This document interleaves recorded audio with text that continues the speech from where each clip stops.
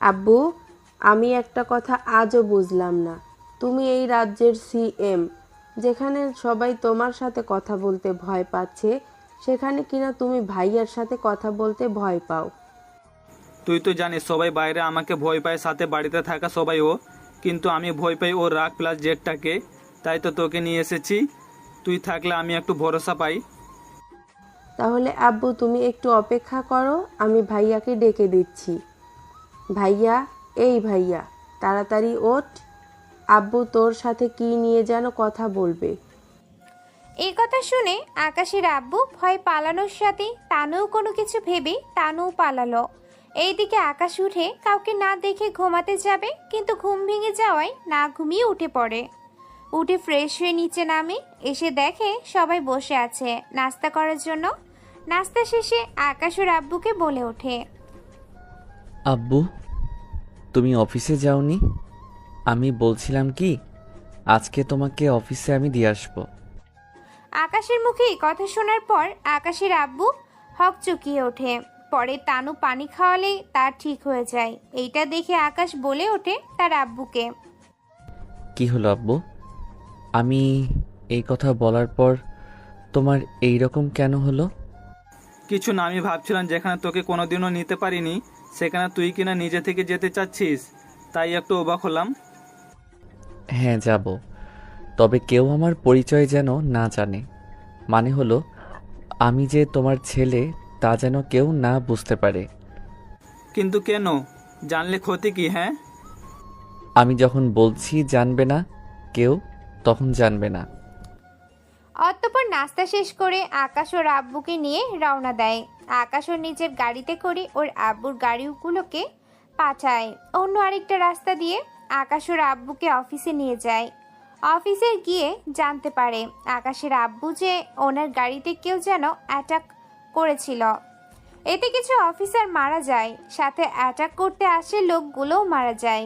এইটা শুনে আকাশের আব্বু বলে ওঠে, তার মানে আকাশ তুই আগে থেকে জানতি যে আমার উপর হামলা করা হবে? হ্যাঁ, জানতাম, সেই জন্য তোমাকে আমার সাথে নিয়ে আসি।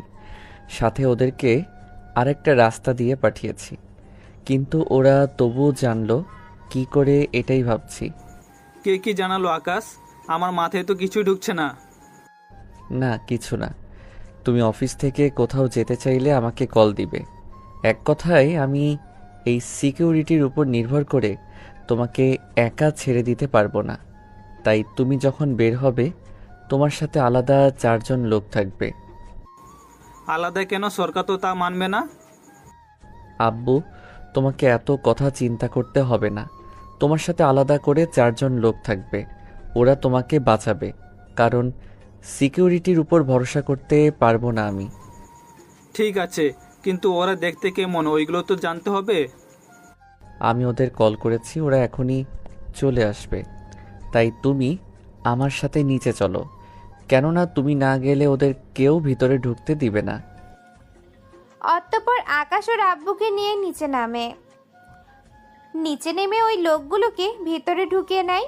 ওই লোকগুলো কালো পোশাকে ছিল, তাই আকাশের আব্বু জিজ্ঞেস করে, ওরা এমন পোশাকে থাকবে নাকি আকাশ?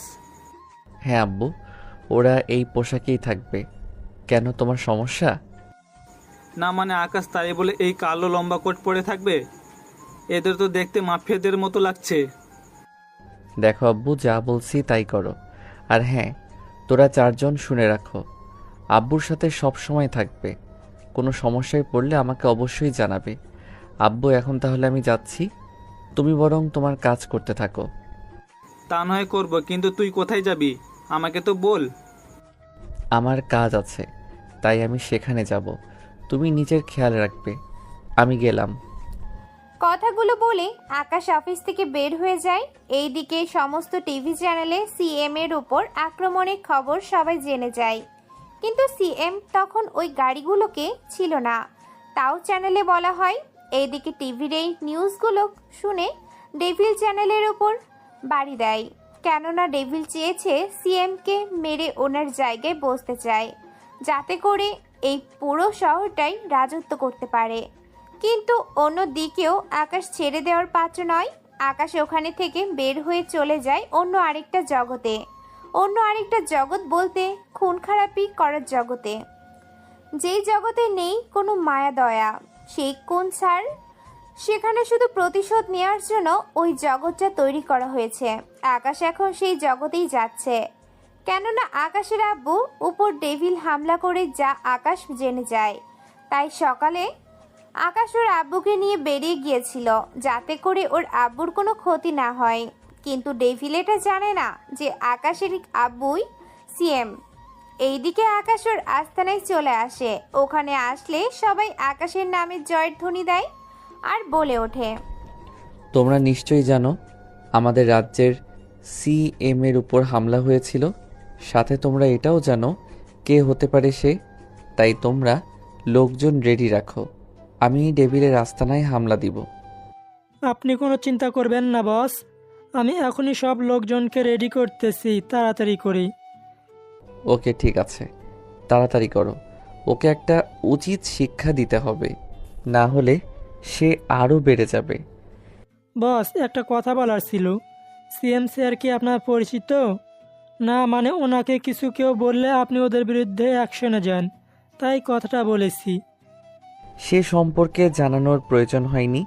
তাই তোমাকে যে কাজটা করতে দিয়েছি ওই কাজটা আগে শেষ করো, বুঝতে পেরেছো? অতঃপর আসিফ চলে যায় লোকজন রেডি করতে। লোকজন রেডি হলে আকাশ ওদের নিয়ে বেরিয়ে পড়ে ডেভিলের লোকদের মারতে। কারণ আকাশ এখানে ডেভিলকে পাবে না, কারণ ডেভিল কখন কোথায় থাকে তা ডেভিলের লোকজনও তেমন একটা জানে না। তবু আকাশ যদি ওর আস্তানায় এভাবে হামলা করতে থাকে তাহলে ওর আস্তানা আগের চেয়ে দুর্বল হতে থাকবে। তাই আকাশ ওর লোকজনকে নিয়ে জঙ্গলের ভিতর চলে যায়। যাওয়ার আগে ওর লোকদের বলতে থাকে, দেখো ওখানে সাবধানে ঢুকতে হবে, না হলে তারা জেনে যাবে, কোনো ভুল করা যাবে না। তাই সবাই নিজেদের খেয়াল রাখবে। আকাশ যেতে যেতে কয়েকজনকে মেরে ফেলে। এইভাবে একে একে লোকদের মারছে আর ভিতরে ঢুকতে থাকে। এইভাবে মারতে মারতে আকাশ ওর লক্ষ্যে চলে গেল। কেননা এখন সামনে একটা বাড়ি দেখা যাচ্ছে, তাই আকাশ এখন ওই বাড়িটাই হামলা করবে এবং দেখবে কোনো ক্লু পায় কিনা। তাই ওই বাড়িতে থাকা সবাইকে মেরে ফেলে, শুধু একজনকে বাঁচিয়ে রাখে। ওই লোকটাকে অনেক প্রশ্ন করেছিল আকাশ, কিন্তু কোনো প্রশ্নের উত্তরই দিতে পারছে না ওই লোকটি। তাই আকাশ লোকটাকে মেরে ফেলে চলে আসে। ওখান থেকে বের হয়ে আকাশ ও লোকদের আস্তানায় পাঠিয়ে দিয়ে ওর আব্বুর অফিসে চলে যায় আকাশ। ওখানে গিয়ে অনেক রকমের লোকদের দেখে, কেননা এদেরকে আকাশের সুবিধা মনে হচ্ছে না। তাই আকাশ ওর আব্বুকে ইশারায় বলে লোকদের বের করে দিতে। তিনিই তাই করেন। ওই লোকদের চলে যেতে বললে ওরা চলে যায়। এইটা দেখে আকাশের আব্বু বলে ওঠে, আকাশ, ব্যাপারটা কি? লোকগুলোকে বের করতে কেন বললে? তেমন কিছু না আব্বু, এই লোকগুলো কেন এসেছিল? ওদের একটা প্রজেক্টের ব্যাপারে বলেছে, ওই প্রজেক্ট সাইন করে দিতে। কিন্তু আমি যখন দেখলাম ফাইলটা তখন বুঝতে পারলাম ওটা সাইন করলে অনেক সাধারণ লোকজন ক্ষতি হবে। আমারও ওদের মুখটা দেখে এমন মনে হয়েছিল, তাই ভালোই করেছো। আমি এখন বাড়িতে যাব, ওখান থেকে ঈশাকে নিয়ে আমি বের হব শপিংয়ে। তুমি এদের সাথে আসবে। যেমনটা তুই বলবি। তাহলে আমি গেলাম। তবে ওই লোকগুলোর মতিগতি আমার কেন জানি না ভালো লাগছে না। ওরা কিছু একটা প্ল্যান করতে পারে, তাই সাবধানে থাকবে। অতঃপর আকাশ অফিস থেকে বের হয়ে বাড়িতে চলে আসে। বাড়িতে আসার আগেই তনুকে রেডি হতে বলে। তানু রেডি হয়ে নেয় আকাশ আসার আগেই। তানু আসলে আকাশ বেরিয়ে পড়ে। ওরা শপিং মলে ঢোকে। ওখানে তানুয়ের জন্য কিছু জামা দেখতে থাকে, সাথে আকাশও নিজের জন্য গেঞ্জি শার্ট দেখতে থাকে। আকাশ নিজের জন্য শার্ট পছন্দ হলে ওটা ট্রায়াল দিয়ে দেখার জন্য ট্রায়াল রুমে যায়। এখানে মোট 4টা ট্রায়াল রুম ছিল। আকাশ এক এক করে চেক করে দেখে দরজা বন্ধ। তখন 4র্থ নাম্বার দরজা ধাক্কা দিতে খুলে গেল। আকাশ ভিতরে ঢুকে সাদা একটা পর্দা সরাতেই দেখলো একটা মেয়ে শাড়ি চেঞ্জ করতেছে। শাড়ি চেঞ্জ করার সময় আকাশ শুধু মেয়েটার নাভিটাই দেখতে পেল, কেননা মেয়েটা আকাশকে দেখা মাত্রই শাড়ি দিয়ে বুকটা ঢেকে নিল। কিন্তু তাতে করে নাভিটা দেখা যাচ্ছে। এর বাহিরে আরো অনেক কিছু দেখতে পেয়েছে, ওইসব আপনাদের না জানলেও চলবে। আকাশকে অমনভাবে তাকাতে দেখে মেয়েটা যেই চিৎকার করতে যাবে, আকাশ মেয়েটার মুখে হাত দিয়ে আটকে দেয়, যাতে করে মেয়েটার চিৎকার বাইরে না শোনা যায়। আকাশ মেয়েটা এতটাই কাছে ছিল যে মেয়েটা আকাশের আর আকাশ মেয়েটার বুকে হার্টবিট শুনতে পাচ্ছে। দুজনে কিছুক্ষণ চুপ করে থেকে মেয়েটি ইশারায় আকাশকে হাত সরাতে বলে। আকাশ ব্যাপারটা বুঝতে পেরে হাত সরিয়ে নেয়। মেয়েটি কিছুক্ষণ হাঁপাতে হাঁপাতে বলে, আপনি কি বলুন তো, নক করে তো ঢুকতে পারেন। আপনি দরজা বন্ধ করে দিলেই তো সব কিছু ঠিকঠাক হয়ে গেল। এখন কথা না বাড়িয়ে শাড়ি পরে নিন, আমি বাইরে চলে যাচ্ছি। ঠিক আছে যান, আর হ্যাঁ, বাইরে গিয়ে আমার জন্য অপেক্ষা করেন। আকাশ ইরার কথা মতো বাইরে চলে আসে। এসে অপেক্ষা করে। ইরা 5 মিনিটের ভিতরে শাড়ি চেঞ্জ করে বাহির হয়ে আসে। ইরাকে দেখে আকাশ একদম ফিদা হয়ে গিয়েছে, যাকে বলে লাভ অ্যান্ড ফার্স্ট সাইট, একদিক দিয়ে ভালোবাসা। এইদিকে ইরা ট্রায়াল রুম থেকে বের হয়ে আকাশের দিকে আসতেছে, আর আকাশ তো ইরাকে দেখতেই ব্যস্ত। তাই ইরা বিরক্ত হয়ে হাতের তুড়ি বাজালে আকাশের ধ্যান ভাঙে আর বলে ওঠে, আচ্ছা, আপনি তো দেখি ভারী লুচু টাইপের ছেলে। জি, আপনি কি কথাগুলো আমাকে বলেছেন? জি, আপনাকেই বলেছি। আপনাকে ছাড়া কাকে বলবো? কি আমাকে বললেন? তাছাড়া এত লোকজন থাকতে আমাকে কেন কথাটা বললেন? কারণটা হচ্ছে, কোথায় আপনি মন মরা হয়ে থাকবেন সেখানে তা না করে আমার দিকে তাকিয়ে আছেন। তা কোনোদিন কি মেয়ে দেখেননি নাকি? জীবনে অনেক মেয়ে দেখেছি, কিন্তু আপনাকে আজকে যেরকম দেখেছি ওইভাবে কাউকে দেখিনি। ওই চুপ চুপ। আচ্ছা, আপনার কি লজ্জা শরম নেই? একটা মেয়েকে দেখার পর আবার তার সামনে তার কথা বলছেন। বারে, মানুষের পিছনে কথা বলার অভ্যাস আমার নেই। যাকে যা বলার সবসময় সামনেই বলি। দোয়া করবেন এরপর থেকে যেন আপনি আমার সামনে না পড়েন। যদি পড়েন তাহলে খুন করে রেখে দিব। কথাগুলো বলে মেয়েটি চলে যায়। এইদিকে মেয়েটির কথা শুনে আকাশ মিটমিট করে হাসে। আকাশ ওখানে দাঁড়িয়ে থাকা অবস্থায় তানু চলে আসে। তানু এসে আকাশকে বলে, ভাইয়া, তোর ট্রায়াল দেয়া শেষ হলে তুই বিল পে কর, আমি ভেতর থেকে আসছি। আরে বোন, লাগবে না, তুই চল, একসাথে বিল দিয়ে হাঁটা ধরবো। ভাইয়া, তুইও না, কখন তোর মতিগতি কী থাকে তা বোঝাই মুশকিল। আকাশ তানুকে নিয়ে বেরিয়ে পড়ে। শপিং মল থেকে বের হয়ে এসে আকাশ ঈশাকে বলে, তানু, তুই এখানে একটু দাঁড়া, আমি গাড়ি নিয়ে এসে তোকে নিয়ে যাব এখান থেকে। আমি তাহলে আছি, তুই যা, তাড়াতাড়ি আসবি। আকাশ গাড়ি নিতে চলে যায়, কিন্তু 20 মিনিট হয়ে গেল আকাশ না ফেরার কারণে তানু পার্কিং লটের ভিতরে চলে যায়। ওখানে গিয়ে দেখে আকাশ অজ্ঞান অবস্থায় পড়ে আছে আর শরীরে ছুরির আঘাতের চিহ্ন। তাই তানু চিৎকার করে, লোক জড়ো করে। পরে সবাই মিলে আকাশকে ওদের গাড়িতে উঠিয়ে দিলে তানু গাড়ি ড্রাইভ করে হসপিটালে আসতে থাকে। হসপিটালে আসার আগে ওর বাবা মা কল দিয়ে সব কথা জানিয়ে দেয়।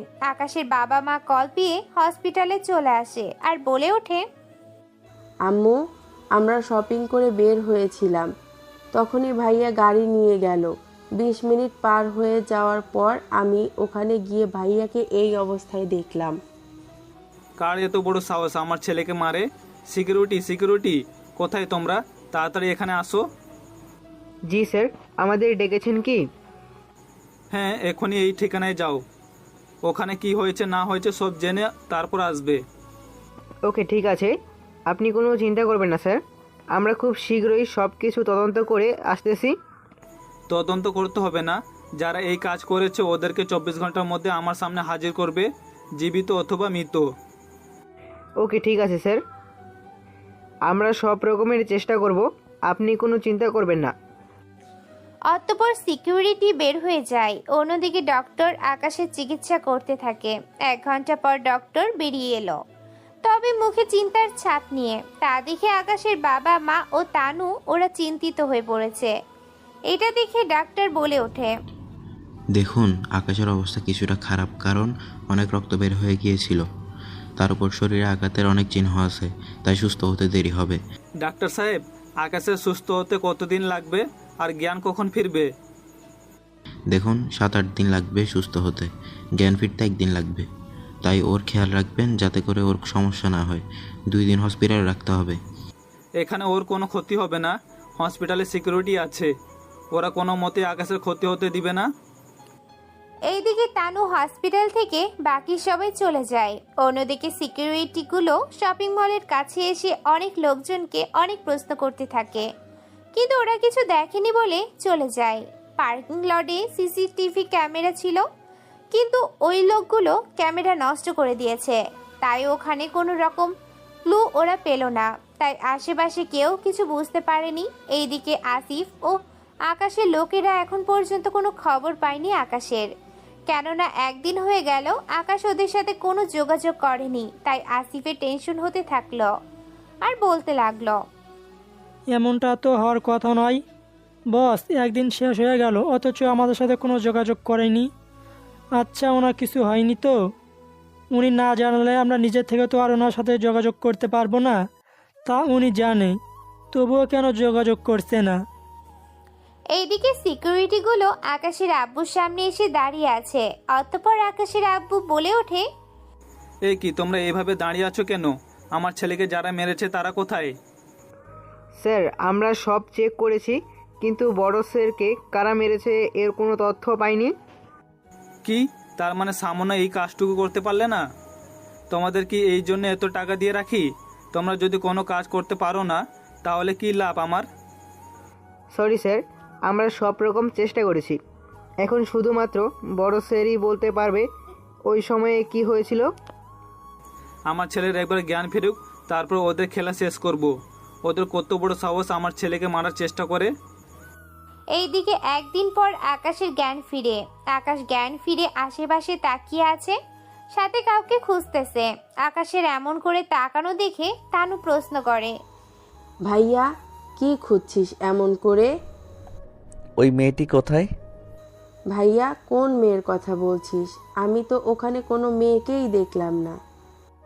ওখানে একটা মেয়ে ছিল, আমি ওই মেয়েটিকেই বাঁচাতে গিয়ে আমার এমনটা হয়েছে। ভাইয়া তুই কি বলছিস এগুলো? আমি ওখানে কোনো মেয়েকে দেখিনি। তাছাড়া ওই সময় কি হয়েছিল? ওই সময় কথাগুলো বলে আবার জ্ঞান হারায়। তাই তানু তাড়াতাড়ি করে ডক্টরের কাছে আসে। তানুকে এভাবে আসতে দেখে ডক্টর বলে ওঠে, কি ব্যাপার তানু, তুমি এমন কেন করছো? তোমার কি কোনো কিছু সমস্যা হয়েছে? ভাইয়ার জ্ঞান ফিরেছিল, কিন্তু কোনো একটা মেয়ের কথা বলে। আমি ওকে মেয়েটার কথা জিজ্ঞাসা করতে আবার ও জ্ঞান হারায়। আগেই তো বলেছি আমি, এখন ওকে কোনো রকম প্রশ্ন করা যাবে না। তাছাড়া চিন্তা করো না, কিছুক্ষণ পরে জ্ঞান ফিরে আসবে। তুমি তোমার বাবা মাকে কল দাও, ওনারা আসলে নিয়ে যেতে পারবে। ওকে আঙ্কেল, ঠিক আছে, আমি তাহলে সব কিছুর ব্যবস্থা করতেছি। অতঃপর তানু ওর বাবা মাকে কল দিয়ে আসতে বলে। 20 মিনিট পর ওর বাবা মা দুজনে আসে আর এসেই বলে ওঠে, তানু আকাশের এখন অবস্থা কেমন? আব্বু এখন তো ঠিক আছে, কিন্তু ভাইয়া জ্ঞান ফিরে একটা মেয়ের কথা বলছিল। কি মেয়ের কথা? মেয়ের কথা কেন বলবে? আকাশ কি ওই মেয়েকে চিনে নাকি? উপস আব্বু, তুমিও না, কিছু বলার আগেই তো তোমার ছেলে চিৎপটাং হয়ে গেল, মানে জ্ঞান হারালো। ডক্টর আঙ্কেল বলে দিয়েছে ভাইয়াকে এসব কিছু নিয়ে যেন কোনো কথা জিজ্ঞাসা না করি। তা তোর ভাইকে কখন নিতে পারবো এখান থেকে? এই তো আবার জ্ঞান ফিরলে নিয়ে যেতে পারবো, ডক্টর আঙ্কেল এটাই বলল। অতঃপর আকাশের জ্ঞান ফিরে। ওর বাবা মা আকাশের সামনে যায়। ওনাদের দেখে আকাশ বলে, আব্বু, তোমরা কি ওই মেয়েটার কোনো খোঁজ খবর পেয়েছো কি? দেখ আকাশ, আমরা ওখানে কোনো মেয়েকে দেখিনি, না তানু কাউকে দেখেছে, তাছাড়া সিসিটিভিতেও আমরা কাউকে দেখিনি। এটা কি করে সম্ভব হতে পারে? মেয়েটা তাহলে গেল কোথায়? আমার মাথায় তো কিছুই আসতেছে না। আকাশ, তুই কি কিছু ভাবছিস? আমাদের বল, তুই কি ভাবছিস? না আব্বু, আমার ফোনটা দাও এবং তার সাথে আমাকে কিছুক্ষণ রেস্ট করতে দাও। এরপর আকাশকে ওর বাবা ফোন দিলে আকাশ ফোন হাতে নিয়ে বিছানার পাশে রেখে ঘুমিয়ে পড়ার ভান করে শুয়ে আছে।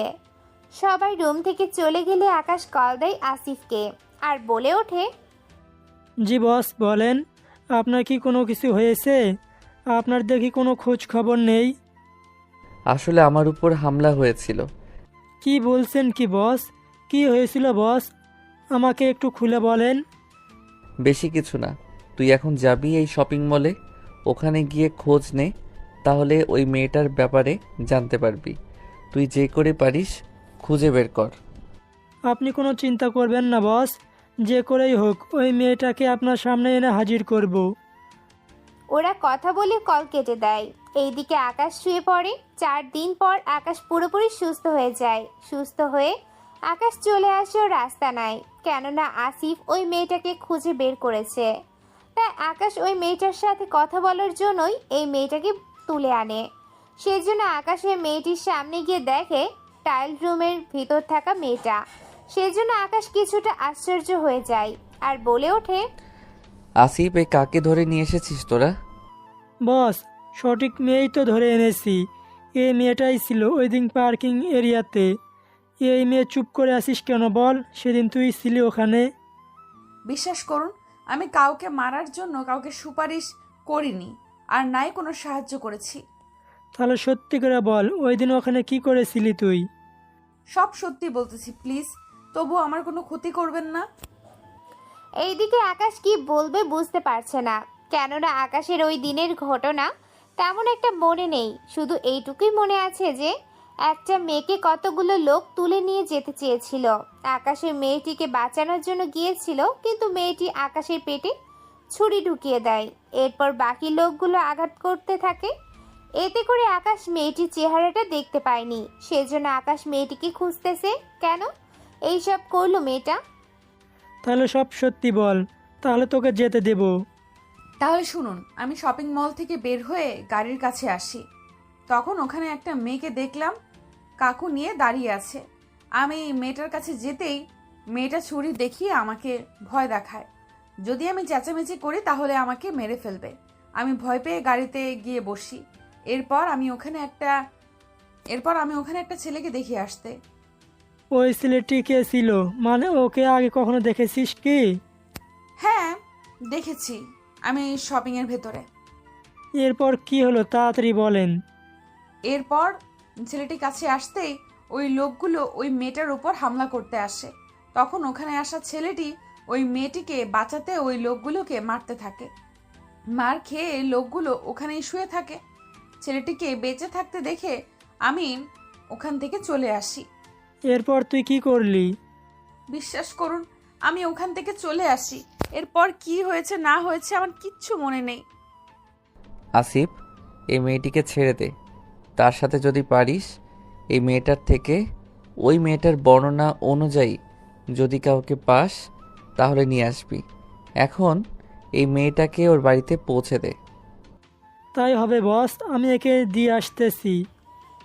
আসিফ মেয়েটার বাঁধন খুলে দেয়। মেয়েটিকে সাড়া পেয়ে ওখান থেকে চলে যায় আসিফের সাথে। যেতে যেতে আসিফ মেয়েটার থেকে সবকিছু শুনতে থাকে ওই মেয়েটার ব্যাপারে। আসিফ মেয়েটিকে ওর বাড়িতে নামিয়ে দিয়ে চলে আসে আস্তানায়। এসেই বলে ওঠে, বস, ওই মেয়েটি যেভাবে বর্ণনা দিয়েছে ওই হিসেবে তো একজনই হতে পারে। কে হতে পারে আসিফ? এটা তো ডেভিলের লোকের কাজ হতে পারে, কেননা ডেভিলের লোকদের মধ্যে এরকম একটা মেয়ে আছে। ও, এখন বুঝতে পারছি। তাহলে এই ডেভিলই যত নষ্টের মূল। কিন্তু বস, এই ডেভিল তো আপনাকে চেনে না ঠিক মতো, তাহলে আপনার উপর হামলা কেন করবে? ও তোমরা বুঝবে না। এখন তোমরা একটা মিশনে যাওয়ার জন্য প্রস্তুত হও, কেননা আমরা একটা মিশনে যাব। ঠিক আছে বস, তাহলে আমি একজনকে তৈরি হতে বলতেছি তাড়াতাড়ি। আসিফ 10-15 জন লোকদের তৈরি হতে বলে। ওরা তৈরি হলে আকাশ ওই লোকদের নিয়ে বেরিয়ে পড়ে। ওখান থেকে আকাশ একটা ঘন জঙ্গলের মধ্যে আসে, কেননা এই জঙ্গলে আসলেই আকাশ জানতে পারবে ডেভিলের কোথায় কোথায় আস্তানা আছে। তাই প্রথমে এখানে চলে আসে। এখানে এসে আকাশ ডেভিলের লোকদের মারতে থাকে। এতে করে দুই দলেরই অনেক লোক মারা যায়। আকাশ মারামারির এক পর্যায়ে একটা রুমে ঢুকে যায়, কিন্তু রুমে ঢুকলেই অটোমেটিক দরজা বন্ধ হয়ে যায়। এতে করে আকাশ অনেক চেষ্টা করে, কিন্তু কিছুতেই দরজা খোলার কোনো সিস্টেম পাচ্ছে না। আসিফও অনেক চেষ্টা করে, কিন্তু পারছে না খুলতে। কিন্তু এইদিকে পুলিশ চলে আসতে থাকে। এইটা দেখে আসিফ বলে ওঠে, বস এখন কি হবে, পুলিশ চলে আসছে। তাহলে তোমরা এখান থেকে ফালাও তাড়াতাড়ি। কিন্তু বস তাহলে আপনার কি হবে? আমার কিছু হবে না। পুলিশ ভিতরে ঢোকার আগেই তোমরা এখান থেকে যত তাড়াতাড়ি পারো বেরিয়ে পড়ো। আকাশের কথায় আসিফ বাকি লোকদের নিয়ে বেরিয়ে পড়ে অন্য আরেকটা রাস্তা দিয়ে। এইদিকে পুলিশ ভিতরে ঢুকে সবকিছু চেক করতে থাকে। ওরা ওখানে অনেক লোককেই মৃত অবস্থায় পড়ে থাকতে দেখে, কিন্তু ওরা পরক্ষণেই ওদের ওই দরজার দিকে চোখ যায়, কেননা দরজার সামনে লেখা ছিল কন্ট্রোল রুম। তাই ওরা নিজের মধ্যে বলা বলি করতে থাকে। এই তোমরা যে করেই পারো, এই দরজা ভাঙতে যা যা লাগে সব কিছু নিয়ে এসো। এইদিকে ওরা দরজা ভাঙার জন্য মেশিনপত্র নিয়ে আসে। অন্যদিকে আকাশ দরজা থেকে অনেক দূরে দাঁড়িয়ে আছে, কেননা নয়তো দরজা ভাঙার ফলে আকাশ আহতও হতে পারে। ওরা অনেকক্ষণ কাজ করার পর দরজা ভাঙতে সক্ষম হয়। দরজা ভেঙে ওরা ভিতরে গিয়ে আকাশকে দেখে আর বলে ওঠে, কোনো চালাকি নয়, হাত উপরে উঠে বাহিরে চলে আয় তাড়াতাড়ি। পুলিশ কথায় আকাশ হাতগুলো উপরে তুলে বের হয়ে আসে, কেননা এখানে কোনো সমস্যা করলে চলবে না। তাই ওদের কথা মতো বেরিয়ে আসলো। ওরা আকাশের হাতে হাত করা পরিয়ে গাড়িতে তুলে নিল। 30 মিনিট পর গাড়ি পুলিশ স্টেশনে আসলে আকাশকে ওখান থেকে নামিয়ে ইন্টারোগেশন রুমে নিয়ে যাওয়া হয় আর বলে ওঠে, এই ছেলে তোর নাম কি, সব সত্য বলবি? আমার নাম পারভেজ হোসেন আকাশ। এবার বলো তুমি ওখানে কি করতে গেছিলে, আর কার লোক তুমি, এবং ওখানে কি কি কাজ চলছিল? বিশ্বাস করুন স্যার, আমি কারো লোক নই, আর নাই কারো হয়ে কাজ করি। তাহলে ওই রুমে তুই কি করছিলি? বিশ্বাস করুন স্যার, ওরা আমাকে ধরে নিয়ে ওই রুমে নিয়ে আটকে রেখেছিল। বাহ, ভালোই তো মিথ্যে কথা বলতে শিখেছিস, কিন্তু তোর এই মিথ্যে কথাই কোনো লাভ হবে না। তাই সত্যিটা বলে দে, নয়তো এমন মার মারবো যে সারা জীবনে এই মারের কথা ভুলতে পারবি না। বিশ্বাস করুন স্যার, আমি কারো হয়ে কাজ করি না, আমায় বিশ্বাস করুন স্যার। বুঝতে পারছি, এভাবে কাজ হবে না, তোকে রিমান্ডে দিতে হবে। এই ওকে রিমান্ড রুমে নিয়ে আয়। আমি একটা কল করি, উকিল ঠিক করব। ঠিক আছে, কিন্তু যা করার তাড়াতাড়ি করবি কিন্তু। এখন হয়তো আপনারা ভাবছেন জেলের ভিতর তো ফোন ইউজ করতে দেয় না, তাহলে এখানে কেন ফোন ইউজ করতে পারছে? তাহলে এই ব্যাপারে আপনার কিছু বলতেই হয়। আপনারা যা বাংলাদেশের জেল সম্পর্কে জানেন, কিন্তু অন্য দেশে জেল অন্যরকম। ওখানে আপনার গায়ে হাত তোলার জন্য কোর্ট থেকে পারমিশন লাগে, কিন্তু বাংলাদেশে, ইন্ডিয়া এবং আরও 4-5টা রাষ্ট্র আছে যেগুলোতে পুলিশ ইচ্ছে করলে আসামিদের মারতে পারে, কিন্তু বাকি দেশগুলোকে তা করতে পারে না, কিন্তু কয়েকটা থাপ্পড় এবং বাড়ি দিতেই পারে। সেজন্য আকাশ ওই থাপ্পড় না খাওয়ার জন্যই কল দিতে রাজি হয়ে যায়। চলুন এবার গল্পে আসি। আকাশ কাকে যেন কল দেয়। কল দেওয়ার 20 মিনিটের মধ্যে থানার সামনে কয়েকটা গাড়ি আসে। পুলিশ থানার বাহিরে গিয়ে দেখে সিএম গাড়ি, আর ওনার গাড়ির সাথে পুলিশ ও অন্য কমান্ডো তো আছেই। সিএমকে দেখে পুলিশ অফিসার দৌড়ে এসে সালাম দেয় আর বলে ওঠে, আসসালামু আলাইকুম স্যার, আপনি হঠাৎ করে এখানে, কোনো সমস্যা হয়েছে কি স্যার? ওয়ালাইকুম আসসালাম ওয়া রাহমাতুল্লাহি বারকাতু। সব কথা কি এখানেই বলবেন, নাকি আমায় ভিতরে যেতে দিবেন? অফকোর্স স্যার, ভিতরে আসেন। আকাশের আব্বু ভিতরে যায়। পুলিশ অফিসার ওনাকে চেয়ার এনে দেয় বসার জন্য। উনি চেয়ারে বসে। তখন উনি ইন্টারোগেশন রুমে আকাশকে দেখতে পায়, তাই উনি অফিসারকে জিজ্ঞেস করে, ওই ছেলেটার অপরাধ কি, কেন ওকে ধরে নিয়ে এসেছেন? স্যার, আমরা জঙ্গলের ভিতর একটা বাড়িতে রেডি করি, তখন ওই বাড়িতে যারা ছিল তাদের মধ্যে সবাই মারা গিয়েছে ওখানে। ওনাকে আমরা একটা রুমে পাই ওখানে। পরে আমরা ওই রুমটা যন্ত্রপাতি দিয়ে ভেঙে এই লোকটাকে পাই। তাই আমরা ওকে নিয়ে এসেছি, যাতে করে ওর কাছ থেকে কোনো তথ্য আমরা পেতে পারি। ওকে ছেড়ে দাও। কিন্তু স্যার কেন? কারণটা তোমার না জানলেও চলবে। এর আগেও ওর উপর হামলা করা হয়েছিল, অনেক কষ্ট করে ওকে বাঁচাই, যখন আবার সুস্থ হয়েছে তখন ওই লোকগুলো ওকে হয়তো আবারও তুলে নিয়ে গেছিল। যদি এমনটা হয় তাহলে আমি ওকে ছেড়ে দিচ্ছি, কিন্তু উনি আমাদের একবারও বলেনি যে আপনি ওর পরিচিত হন। ও এমনই, কোথাও পাওয়ার দেখাতে চায় না। ঠিক আছে স্যার, আমি অক্ষণই ছেড়ে দিচ্ছি। আকাশকে ছেড়ে দেওয়া হলো। আকাশ ওর আব্বুর সাথে বাড়ির থেকে আসতে থাকে, কিন্তু পথে আকাশকে ওর আব্বু একের পর এক প্রশ্ন করেই যাচ্ছে, কিন্তু আকাশ কোনো প্রশ্নের উত্তরই দিচ্ছে না। বাড়িতে আসার পর আকাশ ভাবতে থাকে কিভাবে কি করতে হবে। সে সব ভাবা শেষ হয়ে গেল আকাশের। তার সাথে আসিফকে কল দিয়ে জানে যে আকাশ এখন ঠিক আছে, কেননা ওদেরকে যদি না জানানো হয় ব্যাপারটা তাহলে ওরা টেনশন করতে পারে। পরের দিন সকালে তানু আকাশের রুমে এসে হাজির হয় আর বলে ওঠে, ভাইয়া তোকে একটা কথা বলার ছিল। কি কথা বল, তাছাড়া তোর মুখটা এভাবে শুকনো দেখাচ্ছে কেন? আসলে হয়েছে কি, আমাকে কয়েকদিন ধরে কয়েকটা ছেলে রাস্তায় বিরক্ত করে যাচ্ছে। কি কয়েকদিন ধরে বিরক্ত করছে, আর তুই এখন বলতেছিস আমাকে? আমি ওদের অনেক রকম ভয় ও দেখিয়েছি, কিন্তু এতেও কোনো রকম কাজ হলো না, তাই এখন তোকে জানালাম।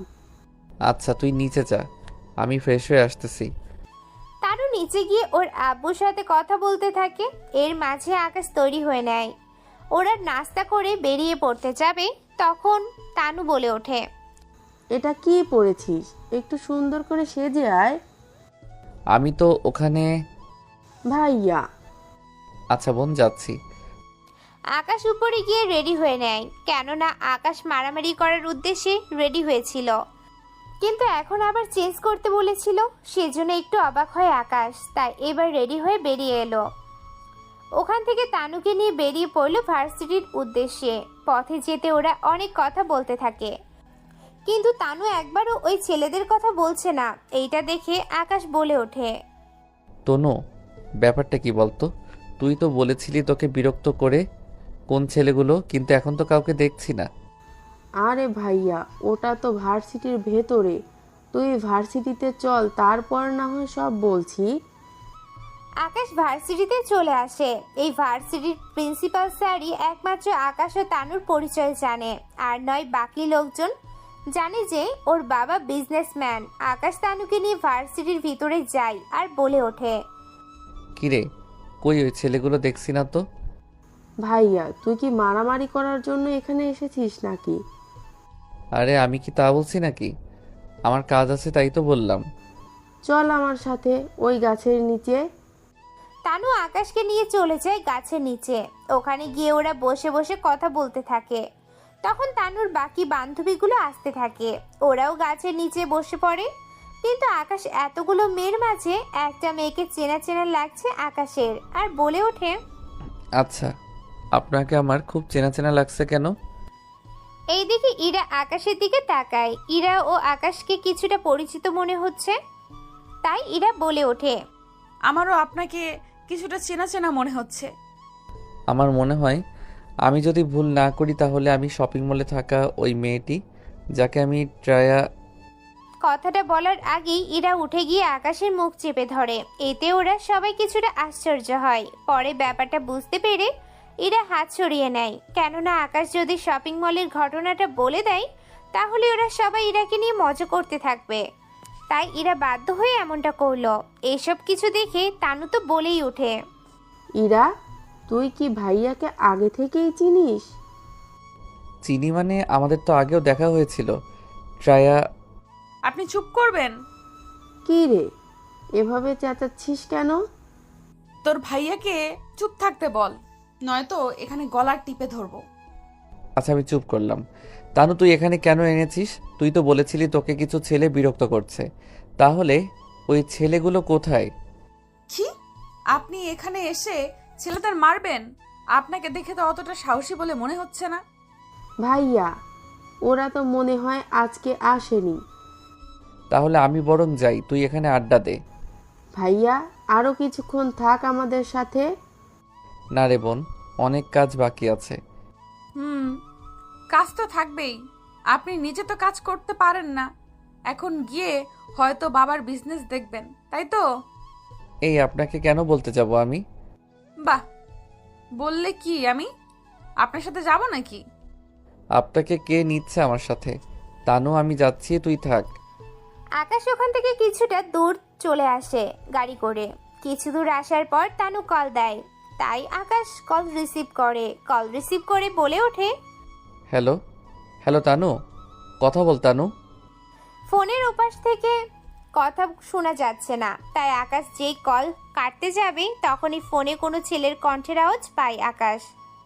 তাই আকাশ গাড়ি ঘুরিয়ে চলে আসে ভার্সিটিতে এসে দেখে গাছের নিচে তানু ও ওর বান্ধবীরা বসে আছে।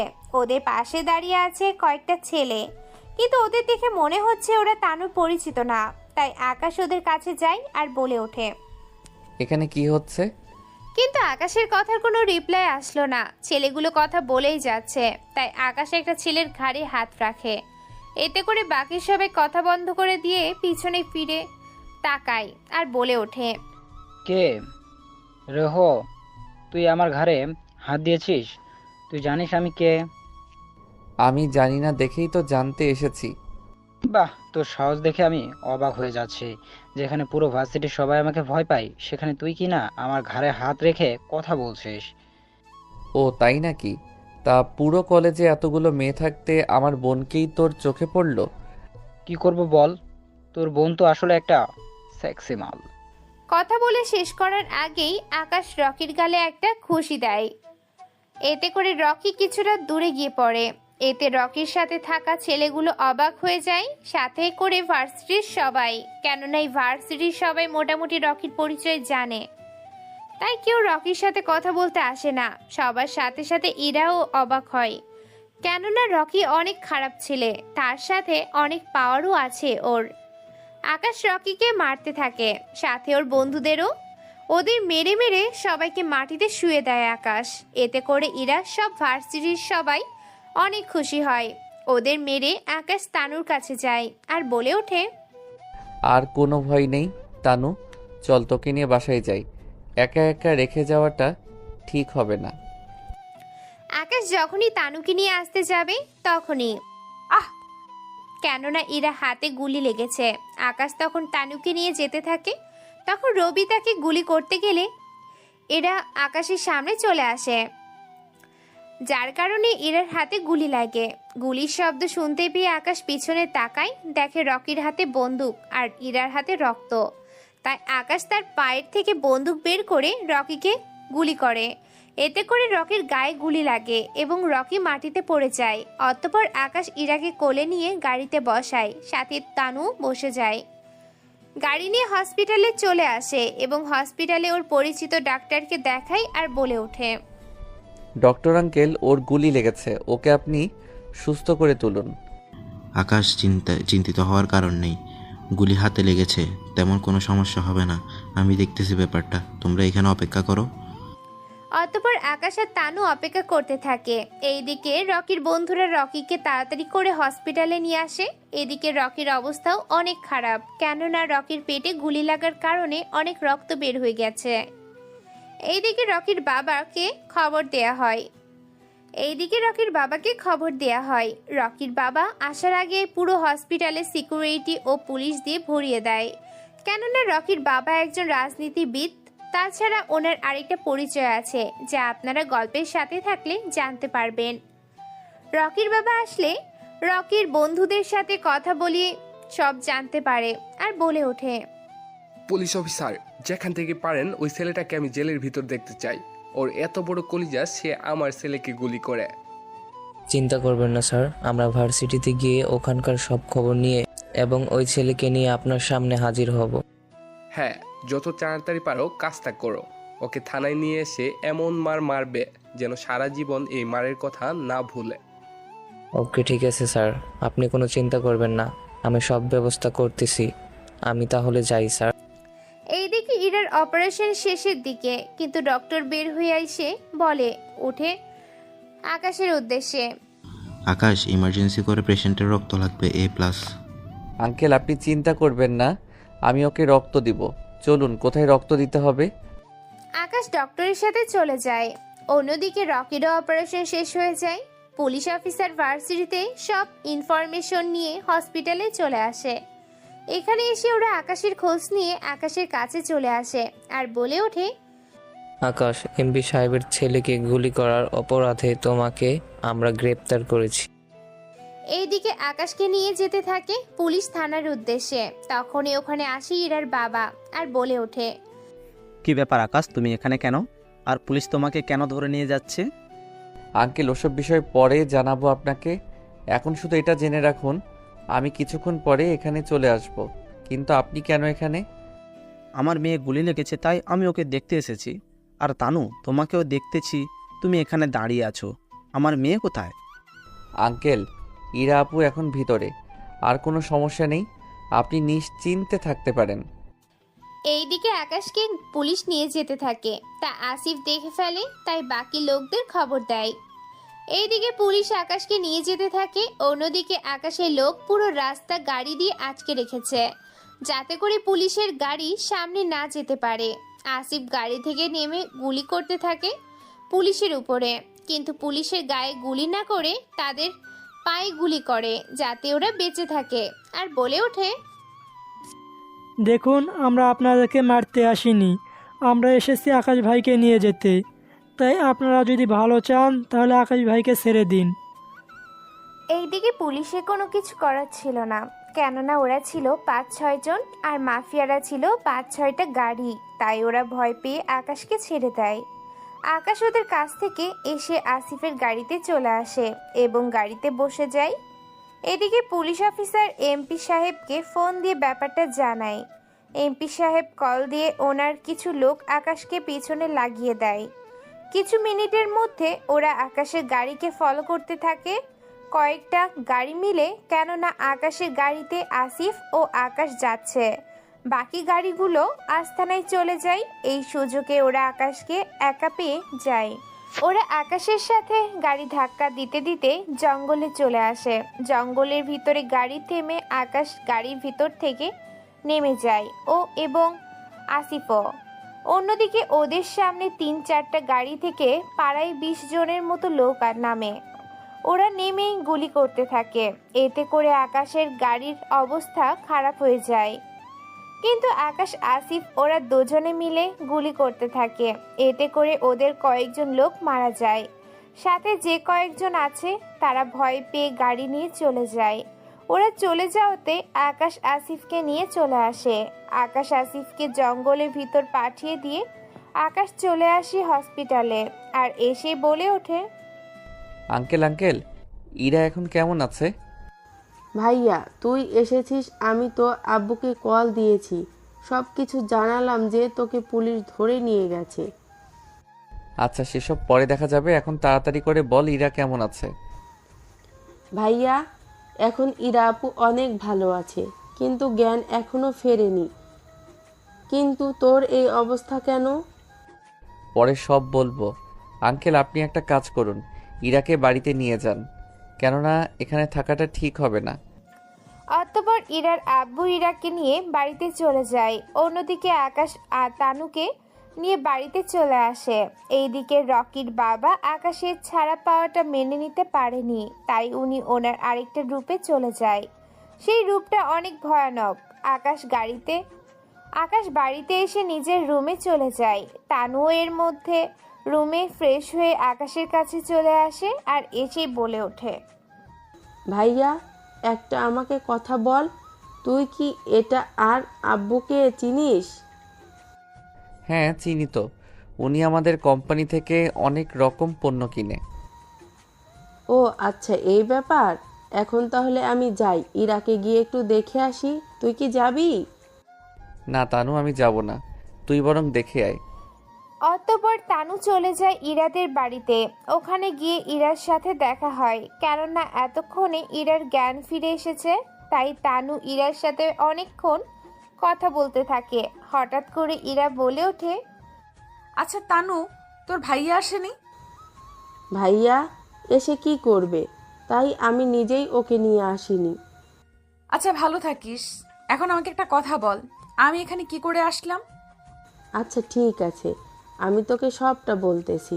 তোর গুলি লাগার পর অতঃপর তানু ইরাকে সবগুলো ঘটনা খুলে বলতে থাকে। আমি আর ঘটনা বললাম না, কারণ আপনারা তো সব জানেনই, তাই আবার বলে সময় নষ্ট করতে চাই না। এইদিকে তানু ইরার বাসা থেকে বের হয়ে আসে। এইদিকে রাত হয়ে যায়, কিন্তু তানু বাড়িতে আসেনি। তাই আকাশ ইরার আব্বুকে কল দেয়, কিন্তু উনি জানায় যে তানু দুপুরের পরে বের হয়ে গিয়েছিল। তানু কি এখনো বাড়িতে ফিরেনি? না আঙ্কেল, তানু তো এখনই বাড়িতে ফিরেনি, তাই আপনাকে কল দিলাম। সে কি তাহলে কোথায় গেল? ওর নম্বরে কল দিয়েছো কি তুমি? জি আঙ্কেল, কিন্তু নাম্বার বন্ধ দেখাচ্ছে। তবে আপনি চিন্তা করবেন না, আমি ঠিকই ওকে খুঁজে বের করে নিব। তাই আকাশ ইরার বাড়ির কাছে আসে এবং সমস্ত সিসিটিভি ক্যামেরা চেক করতে থাকে তানু কোন রাস্তা দিয়ে কোথায় গিয়েছিল। অতঃপর আকাশ দেখে তানু ইরাদের বাড়ি থেকে বের হয়ে হাইওয়ে রোডে চলে গিয়েছিল। তখন আকাশ মনে মনে বলতে থাকে, রোডে আসলে তো ওখান থেকে কেউ কিছু করতে পারবে না, কিন্তু হাইওয়ে রোডের শেষের দিকে তো। তাই এই আকাশ দেরি না করে হাইওয়ে রোডের শেষের দিকে চলে আসে, কেননা একটু সামনে এখান থেকে দুটো রাস্তা আছে।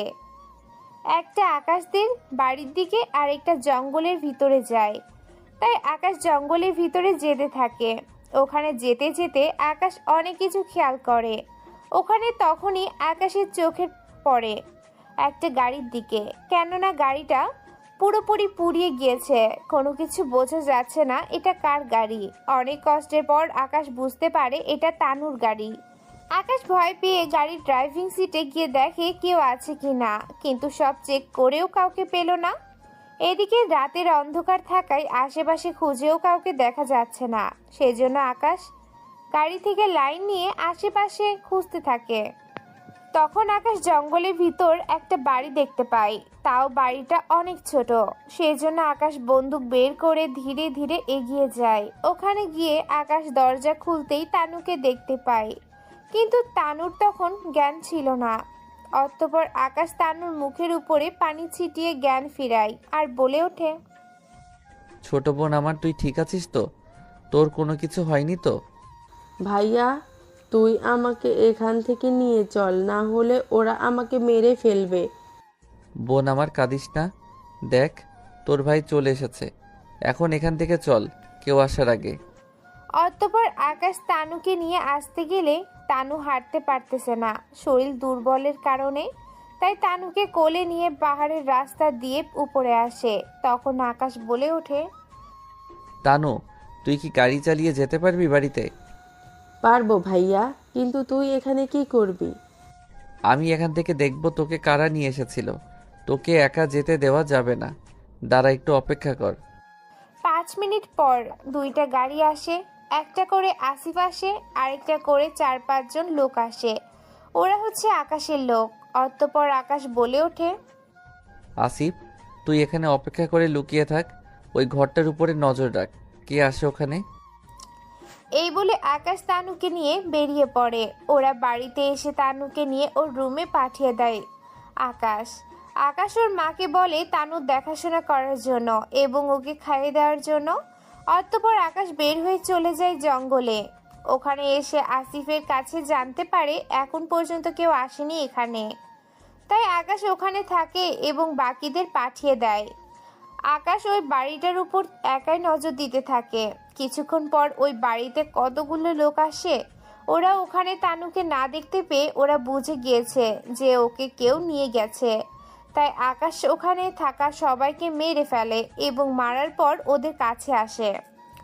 তখন ওদের ফোনটা বেজে ওঠে। সেজন্য আকাশ ফোনটা হাতে নেয়। নম্বরটা আকাশের চেনা চেনা লাগতেছে, কেননা এই নম্বরটা ডেভিলের। অতঃপর ওখান থেকে আকাশ চলে আসে। এদিকে হসপিটালে রকির জ্ঞান ফিরে আসে। এটা দেখে তার বাবা বলে ওঠে, বাবা, তোর এই হাল কি করে হলো? আব্বু, একটা ছেলে। অতঃপর রকি ওর বাবাকে সবটা বলতে থাকে। এদিকে পুলিশ রকির বাবাকে কল দিয়ে জানায় আকাশ পুলিশের হাত থেকে পালিয়ে যায়। তাই পুরো শহরে আকাশকে ধরার জন্য পুলিশ লাগিয়ে দেয়। কয়েক ঘন্টা পর পুলিশ আকাশকে ধরে নেয়। আকাশ কখনো ভাবেনি পুলিশ ওদেরকে নজরদারি করবে। পুলিশ আকাশকে নিয়ে এসে লকআপের ভিতরে ঢুকিয়ে রাখে এবং সাথে করে এমপি সাহেবকে কল দেয় আর বলে ওঠে, স্যার আপনি যেমনটা বলেছিলেন তুলে নিয়ে এসেছি ওই ছেলেকে। সাব্বাস, ওকে বেঁধে রাখ, আমি এসে ওর ব্যবস্থা করব। ওকে ঠিক আছে স্যার। এদিকে হয়তো আপনারা ভাবছেন আকাশকে কিভাবে পুলিশ ধরলো, তাহলে শুনুন। আকাশ সকালবেলা ইরাকে দেখার জন্য ওদের বাড়িতে যায়। ওখানে ইরার আব্বুর সাথে দেখা হয়। অতঃপর আকাশ বলে ওঠে, আসসালামু আলাইকুম, কেমন আছেন আঙ্কেল আপনি? ওয়ালাইকুম সালাম। ওয়া রহমতুল্লাহ। আলহামদুলিল্লাহ, এই তো ভালো আছি, তবে মেয়েকে নিয়ে অনেক চিন্তিত। আপনি কোনো চিন্তা করবেন না আঙ্কেল, দেখবেন সব ঠিক হয়ে যাবে। তাহলে তো ভালোই হয়। তুমি নিশ্চয়ই ইরাকে দেখতে এসেছো? হ্যাঁ আঙ্কেল, আপনি ঠিক বলেছেন, আমি ইরাকে দেখতে আসছি। ইরা তো উপরে আছে, তুমি গিয়ে ওর সাথে দেখা করে কথা বলো।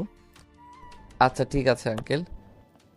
অতঃপর আকাশ উপরের দিকে চলে আসে। এসে ইরার রুম খুঁজতে থাকে। কয়েকটা রুম দেখার পর আকাশ রুমটা খুঁজে পায়।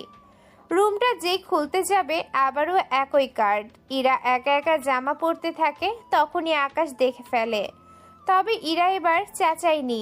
আকাশ দরজা বন্ধ করতে যাবে, তখনই ইরা বলে ওঠে, এই যে পালাতে হবে না আপনাকে, ভেতরে আসেন। কি বলছেন কি? আপনি আগে জামা পরে নিন, তারপর না হয়। আরে সমস্যা নেই, আপনি আসুন তো। অতঃপর আকাশ অনেকটা ভয়ে ভয়ে রুমের ভিতরে ঢুকলো, সাথে চোখ বন্ধ করে নিল। এইটা চোখে ইরা কিছুটা মুচকে হাসতেছে। অতঃপর সে বলে ওঠে, কি ব্যাপার, চোখ বন্ধ করে কেন রেখেছেন? না মানে আসলে আপনার জামা ঠিক নেই সেজন্য। বাহ, ওই দিন তো সব দেখে নিয়েছেন, তাছাড়া নতুন করে আর দেখার কিছু নেই, তাই চোখ মেলে আমাকে জামা পরতে সাহায্য করেন। কি বলছেন কি? আপনার মাথা ঠিক আছে তো? আমি পরাবো জামা আপনাকে। বারে, আপনি পড়ালে অসুবিধাটা কোথায়? আপনি একটা মেয়ে আর আমি একটা ছেলে, এইভাবে। কিচ্ছু হবে না, তার আগে দরজা বন্ধ করে নিন। অতঃপর আকাশ দরজা বন্ধ করে ইরার কাছে আসে এবং ইরাকে জামা পরাতে সাহায্য করে। আকাশ জামা পরার সময় হাত কাঁপছিল, তা দেখে ইরার হাসি পাচ্ছে। অতঃপর ইরা বলে ওঠে, কি ব্যাপার, আপনার হাত এভাবে কাঁপছে কেন? না মানে মানে আসলে। কোন যে ভাষা বলছেন কিছুই তো বুঝতে পারছি না। আসলে কোনো মেয়ের গায়ে কখনো জামা পরা তো দূরের কথা, কখনো হাত দেইনি। সমস্যা নেই, কারো গায়ে না দিলে আমার গায়ে দেবেন। আপনার গায়ে কেন দিব বললেন তো? আপনাকে এসব জানতে হবে না, আমাকে দেখা হয়ে গেলে আসতে পারেন। আর হ্যাঁ, যাওয়ার আগে নাম্বারটা দিয়ে যান। কেন আপনাকে কেন নাম্বার দিব? তাছাড়া আমার নাম্বার আপনি কি করবেন? প্রেম করব আপনার সাথে, এতে করে আপনার সমস্যা আছে কি? না, আমার কোনো সমস্যা নেই, আমি এখন যাই। একটু দাঁড়ান।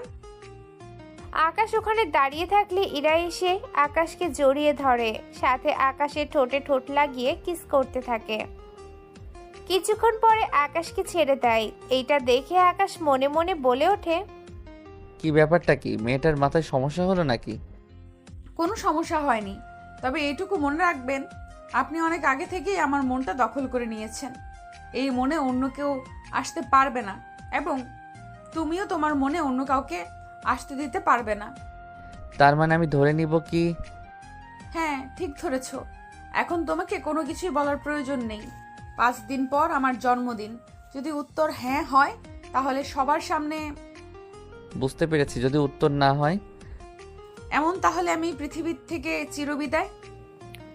আরো কিছু বলার আগেই আকাশ হাত দিয়ে থামিয়ে দেয়। ইরার রুম থেকে বের হয়ে গাড়িতে ওঠে এবং গাড়িতে চালাতে থাকে।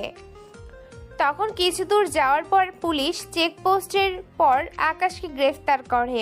এরই ভিতর পুলিশ স্টেশনে এমপি সাহেব চলে আসে এবং বলে ওঠে, অফিসার, কোন ছেলে আমার রকিকে মেরেছে দেখান তো। এই তো স্যার, আপনার সামনে এই ছেলেটা। তাই এই ছেলেটাকে মারতে থাক, যতক্ষণ পর্যন্ত বেঁচে থাকবে ততক্ষণ পর্যন্ত মারবি। কিন্তু স্যার এটা রিস্ক কাজ হয়ে যাবে।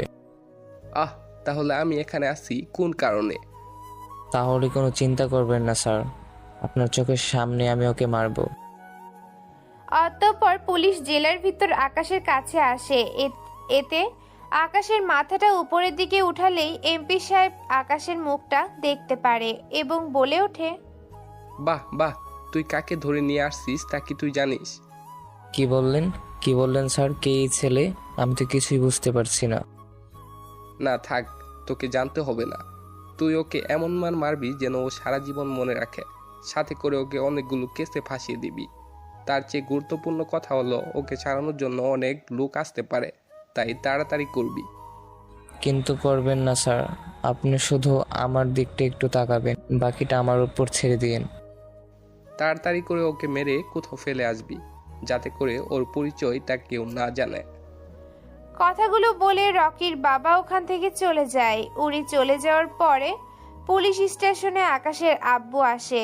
উনি এসেই পুলিশ অফিসারের কাছে যায়। পুলিশ অফিসার ওনাকে দেখলেই স্যালুট দেয় আর বলে ওঠে, স্যার আপনি এখানে? হ্যাঁ আমি এখানে। আকাশকে কোন অপরাধে ধরে নিয়ে এসেছেন? স্যার ওই ছেলেটি এমপি সাহেবের ছেলেকে গুলি করে, তাই একে ধরে নিয়ে এসেছি। এখনই ওকে ছেড়ে দাও। কিন্তু স্যার কেস ফাইল করা হয়ে গেছে, এখন কি করে ছাড়বো? এমপি সাহেব যদি কেস তুলে নেয় তাহলে আমি ছেড়ে দিতে পারবো। আপনি কি ভুলে গেছেন আপনি কার সাথে কথা বলছেন? বলবে যে সিএম এখানে এসেছে, ওকে নিয়ে গিয়েছে। পুলিশ অফিসার আকাশকে ছেড়ে দেয়। এইদিকে আকাশ গাড়িতে গিয়ে বসে। ওখানে বসার পর গাড়ি চলতে থাকে। আকাশ তখন ওর আব্বুকে সবকিছু খুলে বলতে থাকে। ওই সব কথা বলতে বলতে আকাশ চলে আসে বাড়িতে। আকাশ বাড়িতে আসার পর রেস্ট নিতে চলে যায়। এইদিকে পার্টি অফিসে মিটিং ডেকেছে, কেননা আকাশকে ছাড়ানোর ব্যাপারে কথা উঠতে পারে, তাই আজকের এই মিটিং। ওখানে সবাই উপস্থিত হয়। তখনই আকাশের আব্বু বলে ওঠে, আজকে এই মিটিং কেন ডাকা হয়েছে? আপনার ক্ষমতা আছে বলে এভাবে আপনি যাকে খুশি থানা থেকে ছাড়িয়ে নিতে পারেন না। ও তাই? তা আমার কাছে সব তথ্য আছে। আপনার ছেলে একটা মেয়ের উপর গুলি চালিয়েছে, সে অপরাধে ওকে তো তাহলে জেলে রাখতে হয়। কিন্তু স্যার, দেখুন আপনার ছেলেও সমান অপরাধী, সেটা আপনি খুব ভালো করেই জানেন, তাই এই নিয়ে কোনো কথা বলবেন না আজকে। ঠিক আছে, আপনি যখন বলছেন তখন না হয় চুপ থাকলাম। তাহলে আজকে মিটিং এখানেই শেষ, আপনারা সবাই তাহলে আসতে পারেন। অতঃপর সবাই চলে যায়। সবার সাথে সাথে আকাশের আব্বু ও বাড়িতে চলে আসে। এইদিকে আকাশ ও ওরা দুজনে কথাবার্তা চালিয়ে যেতে থাকে। এভাবে 4 দিন কেটে যায়। ইরা আকাশ ও ওর পরিবারকে ইরার জন্মদিনে আসতে বলে, তাই আকাশ কথা বলা শেষ করে চলে আসে ওর আব্বুর কাছে আর এসেই বলে ওঠে, আব্বু একটা কথা বলার ছিল তোমার সাথে। কি কথা বলবি আকাশ? তোমার কাছে কালকে সন্ধ্যার পর সময় হবে কি? কাল তো অনেক গুরুত্বপূর্ণ মিটিং আছে, কিন্তু কেন বলতো? না মানে কালকে। আকাশ কথাটা বলার আগেই তানু উপরের থেকে নামতে নামতে বলে ওঠে, কালকে আমরা সবাই ভাইয়ার হবু শ্বশুর বাড়ি যাব, আমার হবু ভাবির জন্মদিনে। তানুর কথা শুনে বাড়ির সবাই কিছুটা অবাক হয়, কেননা আকাশ যে কাউকে পছন্দ করে তা ওনারা কেউ জানতো না। সেজন্য ওনারা অবাক হয় আর বলে ওঠে, কি বলছিস কি এগুলো? আমি তো কিছুই জানি না। হ্যাঁ আব্বু ঠিকই বলছে, বিশ্বাস না হলে ভাইয়াকে জিজ্ঞেস করো। আকাশ কথাগুলো কি সত্যি? হ্যাঁ আব্বু, আর কালকে তোমরা ওর জন্মদিনে গিয়ে বিয়ের কথাবার্তা বলে আসবে। ঠিক আছে, তাহলে কালকের সব মিটিং ক্যান্সেল করে দিচ্ছি। কাল তাহলে আমার বৌমাকে দেখতে যাচ্ছি। ঠিক আছে, আমি তাহলে তানুকে নিয়ে শপিং মলে যাচ্ছি। ওখানে গিয়ে একটা আংটি কিনতে হবে। সুন্দর এবং দামি দেখে কিনবি। ঠিক আছে আব্বু। অতঃপর আকাশ তানুকে নিয়ে চলে আসে শপিং মলে। ওখানে হীরের দোকানে গিয়ে অনেক দামি দামি হিরে দেখতে থাকে। ওখান থেকে একটা হীরের আংটি কিনে নেয়, কিনে বাড়িতে চলে আসে। পরের দিন বিকাল আকাশ, শাহজাহান চৌধুরী, পারুল আক্তার ও তানু ওরা 4 জন বের হয় ইরাদের বাড়ির উদ্দেশ্যে, সাথে সিকিউরিটি নিয়ে। বিকালের মধ্যে ওরা ইরাদের বাড়িতে চলে আসে। ইরাদের বাড়িও মোটামুটি বেশি বড় না। ওনারা বাড়িতে চলে আসে। ওখানে কিছুক্ষণ পর ইরাকে আনা হয়। আকাশের বাবা মা ইরাকে পছন্দ করে, তাই 3 দিন পর ওদের বিয়ের ডেট ঠিক করে ফেলে। বিয়ের দিন ঠিক করা হলে আকাশ ইরাকে আংটি পরিয়ে দেয়। আংটি পরার কিছুক্ষণ পর ইরার জন্মদিনের অনুষ্ঠান শুরু হয়। অতঃপর ইরার আব্বু বলে ওঠে, আপনাদের আমার একমাত্র মেয়ের জন্মদিনের শুভেচ্ছা জানায়। তার সাথে আরও একটা সুখবর আছে। সে সুখবর হচ্ছে আমাদের রাজ্যের বর্তমান সিএম সাহেবের একমাত্র ছেলে আকাশ, এর সাথে আমার একমাত্র মেয়ের বিয়ে ঠিক করলাম। বিয়ে 3 দিন পর অনুষ্ঠিত হবে, তাই আপনারা সবাই আমন্ত্রিত। এরপর কেক কাটা হয়। ইরা কেক কেটে সবাইকে খাইয়ে দেয়। অনুষ্ঠান শেষ করে আকাশ ওর পরিবারকে নিয়ে চলে আসে বাড়িতে। আকাশের বাবা মা অনেক খুশি, কেননা ইরাকে ওনাদের অনেক পছন্দ হয়েছে। এভাবে বিয়ের দিন বেশি সময় না থাকায় দুই বাড়িতেই সাজাতে থাকে। অনেক সুন্দর করে সাজানো হয়, তার উপর শপিং তো আছেই। এইভাবে 2 দিন কেটে যায়। পরের দিন বিয়ে, তাই আকাশ বর সেজে ইরাদের বাড়িতে আসে। ওখানে কোনো রকম ঝামেলা ছাড়াই আকাশ আর ইরার বিয়েটা হয়ে যায়। আকাশ ইরাকে নিয়ে ওদের বাড়িতে চলে আসে। বাড়িতে ইরাকে নিয়ে আকাশের রুমে গিয়ে বসানো হয়। ইরার রুমে যাওয়ার 30 মিনিট পর আকাশ রুমে ঢোকে, দরজা বন্ধ করে দেয় আর বলে ওঠে, চলো আমরা এই রাতে আল্লাহর কাছে দোয়া করি যেন আমাদের দাম্পত্য জীবনটা সুখে কাটে। অতঃপর ওরা দোয়া শেষ করে আকাশ ইরাকে দেখতে থাকে। এক পর্যায়ে আকাশ ইরার ঠোঁটগুলো দখল করে নিয়ে নেয়। প্রায় 5 মিনিট এইভাবে থেকে ইরাকে ছেড়ে দেয়। অতঃপর আকাশ ইরাকে বিছানায় শুয়ে দেয়। তারপর ইরার শরীর থেকে সবকিছু খুলতে থাকে। এক পর্যায়ে সবকিছু খুলে আকাশ ও ইরার মধ্যে হারিয়ে যায় ভালোবাসার সাগরে। পরের সকালে ইরার ভেজা চুলের পানিতে আকাশ ঘুম ভাঙে। আকাশ ফ্রেশ হতে চলে যায়। অন্যদিকে ইরার নিচে নেমে রান্নার কাজে সাহায্য করতে থাকে। আকাশ নিচে নেমে আসলে ওরা সবাই নাস্তা করতে থাকে। নাস্তা সেরে আকাশের আব্বু চলে যায় অফিসের দিকে। উনি বের হওয়ার 10 মিনিট পর আকাশের মোবাইলে কল আসে। কলে কথা বলতে জানতে পারে আকাশের আব্বুর উপরে হামলা হতে পারে, তাই আকাশ তাড়াতাড়ি করে বেরিয়ে পড়ে। তবে হেলিকপ্টার নিয়ে, কেননা গাড়ি করে যেতে সময় লাগবে, সেজন্য হেলিকপ্টারে করে যাওয়া। হেলিকপ্টার করে আকাশ এসে দেখে আকাশের আব্বুর থেকে গুলি করতে থাকে। গুলি করাতে ওখানে থাকা অনেক গাড়ি নষ্ট হয়ে যায়। আর আকাশ পাইলটের উদ্দেশ্যে বলে ওঠে, পাইলট, আব্বুর গাড়ির কাছে নিয়ে চলো তাড়াতাড়ি। পাইলট ওই বাড়ির দিকে যেতে থাকে। তার সাথে আকাশ গাড়িগুলোতে গুলি করেই যাচ্ছে। কিছুক্ষণ পর আকাশ ওর আব্বুর গাড়িতে গিয়ে পৌঁছায়। ওখানে আকাশ ওর আব্বুর পাশে গিয়ে বসে। আর এইটা দেখে আকাশের আব্বু বলে ওঠে, আকাশ তুই এখানে? আমি খবর পেয়েছি তোমার উপর আক্রমণ হতে পারে, তাই আমি তাড়াতাড়ি করে এখানে এসেছি।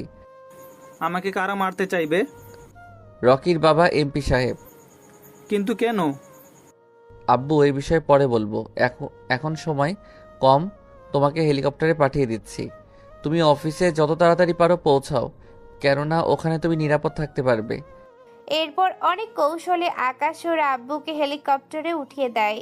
হেলিকপ্টার চলে যেতে থাকে।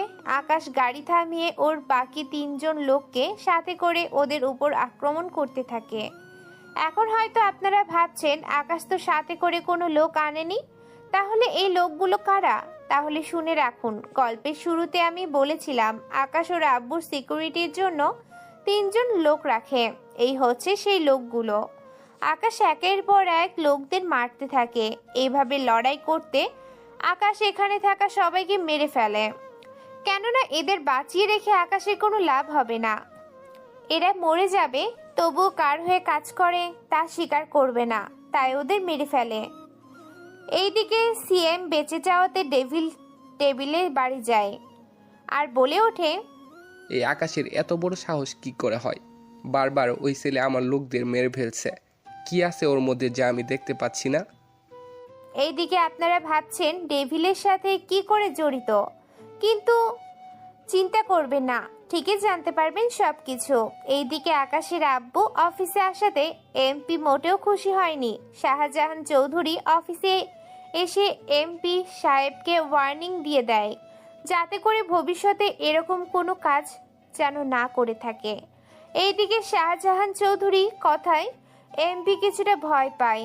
অন্যদিকে আকাশ ডেভিলের সাথে একটা চুক্তি করার জন্য একটা মিটিং ডাকে। কেননা এইভাবে কাজ করতে থাকে ওদের দুজনের জন্যই ক্ষতি, যা ওরা নিজেরাই ভালো করে জানে। তাই ওরা দুজনে একটা তারিখ ঠিক করে। কখন কোথায় ওরা মিটিং করবে সব দিন তারিখ ঠিক করা শেষ হলো। পরের দিন সকালে আকাশ বাড়ি থেকে বের হতে গেলে ইরা বলে ওঠে, কোথায় যাচ্ছ? একটা কাজে যাচ্ছি, বিকালের মধ্যেই ফিরে আসব। আসার সময় আমার পছন্দের খাবার আনতে কিন্তু ভুলবে না।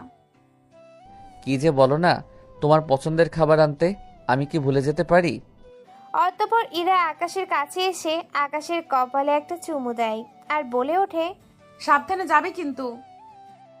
আকাশ হাসি মুখ নিয়ে বেরিয়ে আসে। ওখান থেকে বের হয়ে আকাশ চলে আসে ও রাস্তা নাই। ওখানে এসে সব প্ল্যান করতে থাকে, কেননা ডেভিলের কোনো বিশ্বাস নেই ও যে কোনো মুহূর্তেই আক্রমণ করতে পারে। তাই আকাশ সম্পূর্ণভাবে প্রস্তুত হয়ে নেয় এবং দেখা করার জায়গায় চলে যায়। ওখানে ডেভিলকে বলে, কি চাস তুই? আমি চাই সব কথা কি এখানেই বলবি? চল আমরা একান্তই কথা বলি। কথাগুলো কোথায় বলবি? তোর লোকেরা আর আমার লোকেরা এখানে থাক, চল আমরা ওদের থেকে কিছু দূরে গিয়ে বলি। চল তাহলে। আকাশ ও ডেভিল ওরা কিছুটা দূরে নিয়ে যায়। দূরে গিয়ে ওরা নিজেদের মধ্যে কথা বলতে থাকে। ডেভিল সিএম স্যারের পরিবারের থেকে তোর নজর উঠিয়ে নে, নয়তো এর পরিণাম ভালো হবে না। আমি তো তোর কথা শুনতে এখানে আসিনি, শুধু এই কথা বলতে এসেছি। যদি সিএম এর পরিবারকে বাঁচাতে চাস তাহলে সিএমকে বলে দিবি যেন ওই সিএম এর পদ থেকে সরে দাঁড়ায়, কেননা ওই চেয়ারে আমি বসবো। কি তুই বসতে চাস সিএম স্যারের চেয়ারে? কি যোগ্যতা আছে তোর যে তুই সিএম হবি? আমার কি যোগ্যতা আছে না আছে সেটা পরে দেখা যাবে। এখন তুই বল, তুই কেন ওদের হয়ে কথা বলার জন্য আসলি? দেখ, আমি কেন এসেছি সেটা তোর না জানলেও চলবে। তুই শুধু এতটুকু জেনে রাখ, আমি থাকতে তুই ওনাদের কোনো ক্ষতি করতে পারবি না, কথাটা মাথায় রাখবি।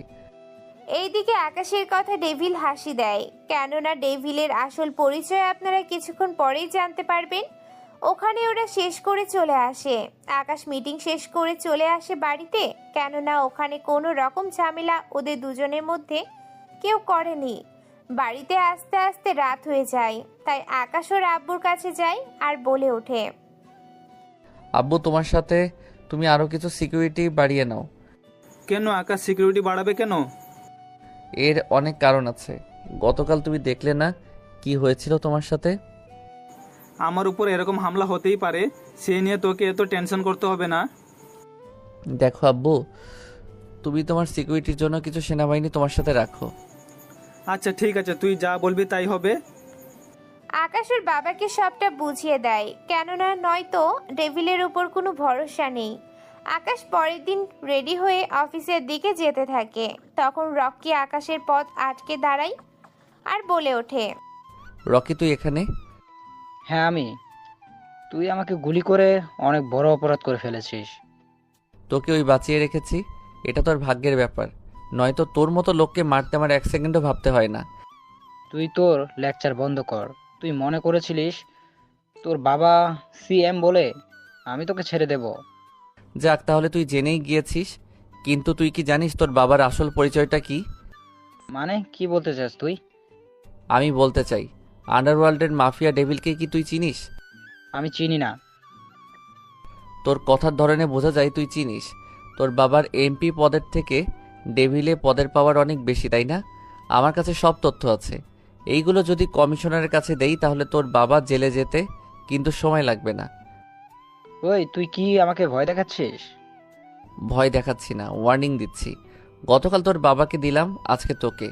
আমার পথ থেকে সরে দাঁড়া, নয়তো তোদের বাবা ছেলের লাশও কেউ খুঁজে পাবে না, কথাটা মাথায় রাখবি। আকাশ ওখান থেকে চলে আসে অফিসের দিকে। এইদিকে অফিসে যাওয়ার কিছুক্ষণ পর আকাশ জানতে পারে ওর বাবার উপর কোনো মাফিয়ার লোক আক্রমণ করেছে, যা বর্তমানে টিভিতে দেখাচ্ছে। কিন্তু ওনার সাথে সেনাবাহিনী ও কিছু কালো কোট পরা লোক থাকার কারণে ওনার কোনো ক্ষতি হয়নি, শুধু গাড়ির আক্রমণ করার কারণে ওনার শরীরে কিছু কিছু জায়গায় আঘাত লাগে, যার জন্য ওনাকে হসপিটালে নিয়ে যাওয়া হয়। খবর শুনে আকাশ অফিস থেকে বের হয়ে যায় হসপিটালের দিকে। হসপিটালে পৌঁছে ওর আব্বুর পাশে গিয়ে বসে আর বলে ওঠে। কিরে হলো এইসব? এরপর আকাশ ওর আব্বুর থেকে সবটা শোনে। সবটা শোনার পর আকাশ বের হয়ে আসে।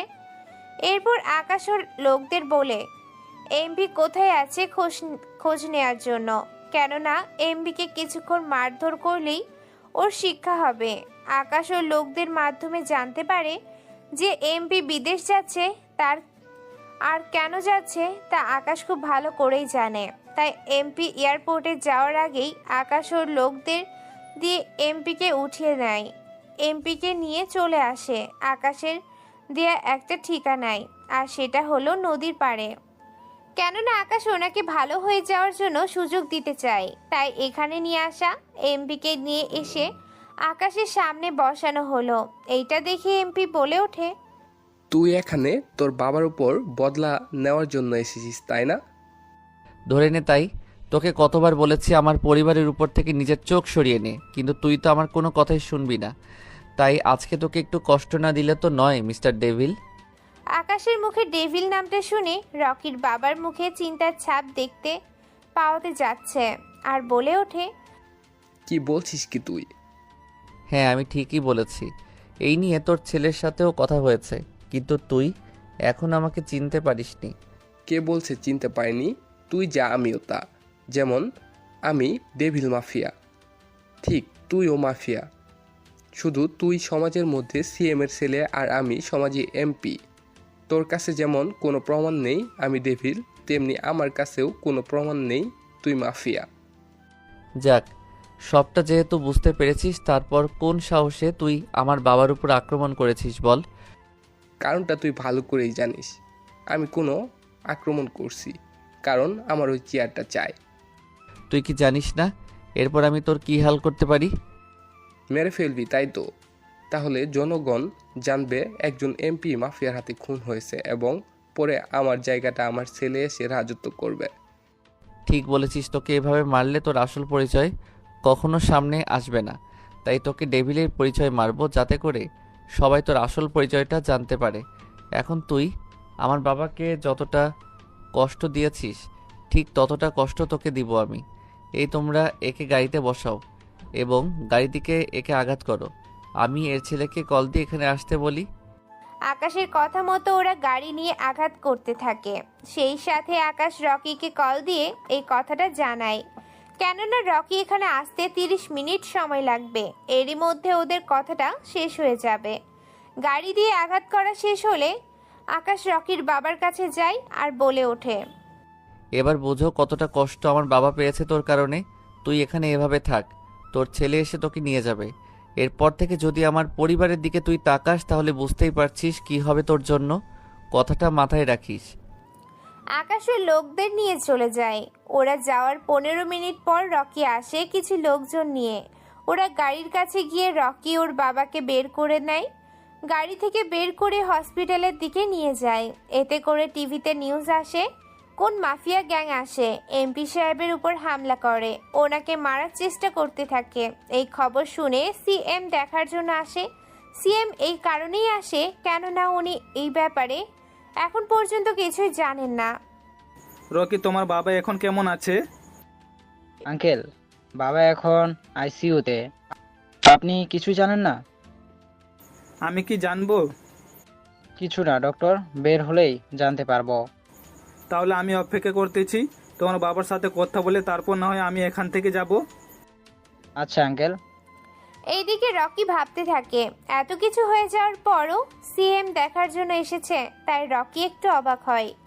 ডক্টর বের হয়ে আসে। কিছুক্ষণ পর রকির বাবাকে নিয়ে চলে আসে কেবিনে। ওনাকে কেবিনে নিয়ে যাওয়ার পর সিএম ওনার সাথে দেখা করার জন্য আসে আর বলে ওঠে, কি করে হলো এসব? আমার উপর হামলা হচ্ছে, আবার আপনার উপর হচ্ছে। স্যার, শহরে পুরাতন কিছু মাফিয়া এসেছে। ওরা আমাকে আর আপনাকে মারতে চায়, তাই আমাদের উপর হামলা করে। তাহলে ওই মাফিয়াদের মারার জন্য আমি পুলিশকে বলবো। তোমাকে কোনো চিন্তা করতে হবে না। তাহলে অনেক উপকার হয়। অতঃপর সিএম স্যার চলে যাওয়ার পর রকি ওর বাবার কাছে আসে সিএম কি বলেছে তা জানার জন্য। বাবা উনি কি বলছেন? আমি ওই সিএম এর হাত দিয়ে ওনার ছেলেকে মারার প্ল্যান করছি। কি বললো আব্বু? কিভাবে এটা সম্ভব হলো? উনি এখানে আসার পর আমি ওনাকে বলেছি আকাশের কথা, যে আকাশ ওই আমাকে মারতে চেয়েছিল। আব্বু তুমিও যে কি বলো না, উনি কখনো ওনার ছেলেকে মারতে যাবে?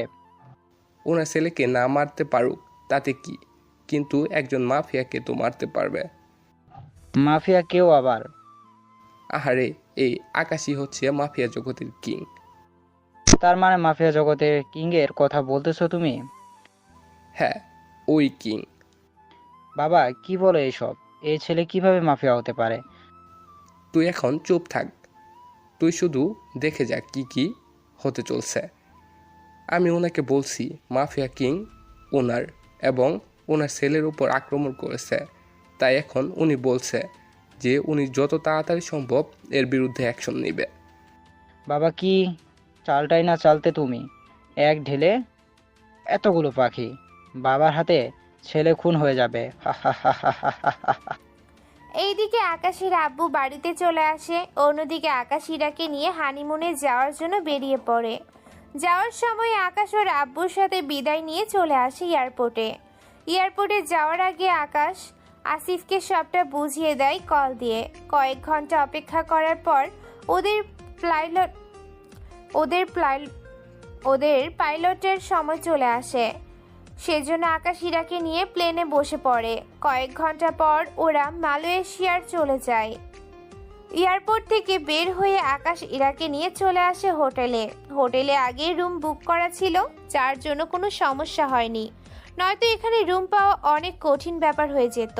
রুমে আসার পর হঠাৎ করে আকাশের চোখে নেশা চলে আসে। অতঃপর আকাশ ইরাকে নিয়ে বিছানায় শুয়ে দিয়ে ভালো বাসা দিতে থাকে। অতঃপর তখন তারা যে ঘুমিয়ে গেছে বলতে পারে। আকাশের ঘুম ভেঙে যাওয়ার পর পাশে দেখি ইরার শরীরে কোনো কাপড় নেই, তাই আকাশ ইরার শরীর উপর একটা কাপড় ঢেকে দেয়। কিছুক্ষণ পর ইরা ঘুম থেকে উঠে। অতঃপর আকাশ বলে ওঠে, ইরা তুমি ওয়াশরুমের ভিতরে গিয়ে ফ্রেশ হয়ে নাও, আমি একটু পরেই যাব। ঠিক আছে, তুমি তাহলে অপেক্ষা করো, আমি গেলাম। ইরা ভিতরে চলে যায়। অন্যদিকে আকাশ চলে আসে নিচে, কেননা আকাশ ভালো করেই জানে ইরা 20 মিনিটের আগে বের হবে না, তাই আকাশ বের হয়ে নিচে আসে। কেননা আকাশ এখানে হোটেলের খাবার খায় না, তাই এখানে একজন রাঁধুনি রাখে যাতে করে ওদের জন্য রান্না করতে পারে। কেননা আকাশ ও ইরা থাকবে বাহিরে সেজন্য রান্না করতে সমস্যা হবে, বিদায় রাঁধুনি রাখে। আকাশ রাঁধুনিকে নিয়ে রুমে আসতেই ইরার সামনে পড়ে আর বলে ওঠে, কি ব্যাপার, তুমি কোথায় গিয়েছো? এই মেয়েটা কে? ও এই মেয়েটা, ও রাধুনি। আজকে থেকে আমরা এখানে যতদিন থাকবো ততদিনও আমাদের জন্য রান্না করবে। রান্না করবে মানে? আমি তাহলে কি জন্য আসলাম? আহ রাগ কেন করো, আমি আর তুমি তো সারাদিন থাকবো বাহিরে, রান্না কে করবে তাই আমি রাঁধুনি নিয়ে এসেছি। কেন হোটেলের খাবার খাবে? তাছাড়া একজন অপরিচিত মেয়ে। আমি হোটেলের খাবার খাই না, তুমি তা জানো। তাছাড়া আমি এখানে যতদিন আসতাম ততদিন ও আমাকে রেঁধে খাওয়াতো। কি, তুমি এখানে আগেও এসেছো? হ্যাঁ অনেকবার এসেছি, এখন কোনো কথা নয়। মায়া তুমি প্রতিদিন দুপুরে এসে রান্না করে দিয়ে চলে যাবে, ঠিক আছে? এখন তাহলে তুমি রান্না করো, আমরা বের হব। রাঁধুনি রান্না করতে চলে যায়। অন্যদিকে আকাশ ইরাকে নিয়ে বেরিয়ে পড়ে, কেননা আজকে ওরা মালয়েশিয়ার নদীর ধারে যাবে। ওই নদীতে অনেক স্পেশাল কিছু পাওয়া যায় যা আকাশ ইরাকে নিয়ে খাবে, কিন্তু এইসব কিছু ইরা এখনো জানায়নি। ইরা ফ্রেশ হয়ে গেলে ওকে নিয়ে বেরিয়ে পড়ে। অন্যদিকে আমেরিকার আকাশের আব্বু বসে আছে ওনার অফিসে। ওনার চারপাশে রয়েছে অনেক রাজনীতিবিদ, তার সাথে অনেক পুলিশ প্রশাসন। উনি সবাইকে এই জন্য ডেকেছে যাতে সব রকম ক্রাইম এখান থেকে দূর করতে পারে। প্রয়োজনে কথাও বলবে, তো আমাদের এখানে আসতেই বলছে। তাহলে সিএম স্যার, আপনি তাহলে বলা শুরু করতে পারেন। আপনাদের যে জন্য ডেকেছি, আপনারা দেশে কি কাজ করছেন আমি বুঝতেছি না। দিন দিন মাফিয়ার রাজত্ব চলতে থাকে এখানে। আমার উপর হামলা হচ্ছে, তাহলে সাধারণ জনগণের কি হবে তা একটু আপনারা ভেবে দেখেন একবার। একদিন আগে এমপি উনার উপর হামলা হয়েছে, ওনাকে তো এয়ারপোর্টের রাস্তা থেকে তুলে নিয়ে যাওয়া হয়েছে। তাহলে বলুন আপনারা, যেখানে আমরা নিরাপদে থেকেও আমাদের উপর হামলা হচ্ছে, সেখানে সাধারণ মানুষ কতটা নিরাপদে আছে বুঝতে পারছেন আপনারা? সরি স্যার, আমাদের দেশে দুইজন মাফিয়া আছে, একজন মাফিয়া কিং আর অন্যজন ডেভিল। এরা দুজনের শত্রু। আমি যতদূর জানি মাফিয়া কিং সাধারণ মানুষের কোনো ক্ষতি করে না, কিন্তু ডেভিল সাধারণ মানুষেরও ক্ষতি করে। কিং আর ডেভিল এর তো একজন আরেকজনের মারার জন্য সর্বদা প্রস্তুত থাকে। মাফিয়া কিং আমাদের উপর কখনো হামলা করবে না, ডেভিল এই কাজ করলেও করতে পারে। এই যে আপনাকে এখানে কারো পক্ষ হয়ে কথা বলতে বলিনি। আপনারা কিন্তু সবাই জানেন এমপি সাহেব কেন রেগে গেল, তাই নতুন করে আপনাদের কিছু জানালাম না। অতঃপর পুলিশটি আবার বলে ওঠে, সরি স্যার, শুধুমাত্র আমি সত্যিটা জানালাম। দেখুন, আমি এত কিছু জানতে চাই না। কে দোষী আর নির্দোষী সেসব পরে দেখা যাবে। আপনি শুধুমাত্র সব পুলিশদের বলে দিবেন, যেখানে মাফিয়ার লোকদের পাবে সেখানে যেন মেরে ফেলে। কোনো গ্রেপ্তার করার প্রয়োজন নেই, সবাইকে মেরে ফেলবেন। কিন্তু স্যার, সবাইকে মেরে ফেলাটা কি ঠিক হবে? সবাইকে মারতে হবে না, যারা যারা মেন ওদের মারবেন, যারা লোকাল তো ওদের গ্রেপ্তার করবেন। এই কাজটা যত তাড়াতাড়ি পারেন করবেন। ঠিক আছে স্যার, আমি তাহলে সব জায়গায় বলে দিচ্ছি। ওই দিন মিটিং শেষ হয়ে যায়। এইদিকে ডেভিল ওর লোকদের বলে, তোমরা কয়েকদিন আস্তানা থেকে বের হবে না, এতে করে কিং এর লোক বের হবে, সাথে পুলিশের হাতে মারা যাবে। তার সাথে সাথে একটু সেফভাবে চলাচল করবে। এইদিকে পুলিশ সারা শহরে ছড়িয়ে পড়ে, যেখানে মাফিয়ার লোকদের পাচ্ছে সেখানেই মেরে ফেলছে। এতে করে আকাশের দলের লোক অনেক মারা যায়। এই খবরটা আকাশের কাছে পৌঁছে যায় আর বলে ওঠে, বস, এখানে তো সমস্যা হয়ে গেছে। কি সমস্যা? বস, সারা শহরে পুলিশ যেখানে আমাদের লোকদের পাচ্ছে সেখানে গ্রেফতার করছে, বাকিদের মেরে ফেলছে। শুধু কি আমাদের লোকদেরই মারছে নাকি ডেভিলের লোকদেরও? ডেভিলের লোকদের তো দেখাই যাচ্ছে না। তুমি সবাইকে বলে দাও আন্ডারগ্রাউন্ড হয়ে যেতে। আমি কালকেই দেশে ফিরব। কি বলছেন কি? আপনি এই অবস্থায় দেশে আসলে আপনার বিপদ হতে পারে। তোকে কোনো চিন্তা করতে হবে না, কাল এয়ারপোর্টে চলে আসিস যে করেই হোক। ঠিক আছে বস। এইদিকে আকাশ ইরাকে নিয়ে অনেক ঘোরাঘুরি এবং তার সাথে অনেক কেনাকাটা করলো। কেনাকাটা শেষ করে পরের দিন চলে আসে দেশে। তখন অনেক সিকিউরিটি ছিল, কেননা দেশের পরিস্থিতি খারাপ ছিল, তাই এই সিকিউরিটির ব্যবস্থা করা হয়। আকাশ ইরাকে নিয়ে এয়ারপোর্টে থেকে বের হয়। আসিফকে ইশারায় ওর কাছে আসতে বলে। আসিফ অনেক ভয়ে ভয়ে আকাশের কাছে আসে। আসিফ আসতে গেলে পুলিশ বাধা দেয় এবং আকাশ বলাতে কিছু বলেনি। তখন আসিফ বলে ওঠে, বস, এগুলো দেখছি। যা দেখতেছিস ঠিকই দেখছিস। আমার বাবা এই দেশের সিএম, তাই তোর কোনো চিন্তা নেই। তুই আজকে থেকে আমার বাড়িতে থাকবি, যাতে করে তোকে কেউ মারার তো দূরের কথা সন্দেহ না করতে পারে। এই কথা তো আগে কখনো বলেননি। এখন কথা না বলে আমার সাথে গাড়িতে বস। আসিফ গাড়িতে বসলে আকাশ ওকে নিয়ে চলে আসে বাড়িতে এসে ওর বাবার সাথে কথা বলে। ইরাকে রুমে পাঠিয়ে দেয়। আকাশের আব্বু জিজ্ঞেস করে, এই ছেলেটা কে আকাশ? আব্বু, ও আমার বন্ধু হয়, আজকে থেকে এইখানে থাকবে। আব্বু, তুমি হঠাৎ করে মাফিয়া লোকদের মারতে পুলিশকে বলেছিলে নাকি? হ্যাঁ, আসলে হয়েছেটা কি? এরপর আকাশের সবটা বলে। এই সব কিছু শুনে আকাশ আর আসিফ বুঝতে পারে এই সবটা এমপি ওনার কাজ। অতঃপর আকাশ বলে ওঠে, আব্বু, তুমি এখনই অর্ডার দাও, আর কাউকে গ্রেপ্তার অথবা মারতে হবে না। কেন বলতো? আমি বলেছি সেজন্য, তাই এখনই তুমি সব বন্ধ করো। আকাশের কথায় ওর আব্বু এই মাফিয়াদের বিরুদ্ধে কাজ করাটা বন্ধ করে দেয়। এইভাবে 3-4 দিন চলে যায়। এখন আস্তে আস্তে ডেভিলের লোকজনও বের হয়ে রাস্তায়।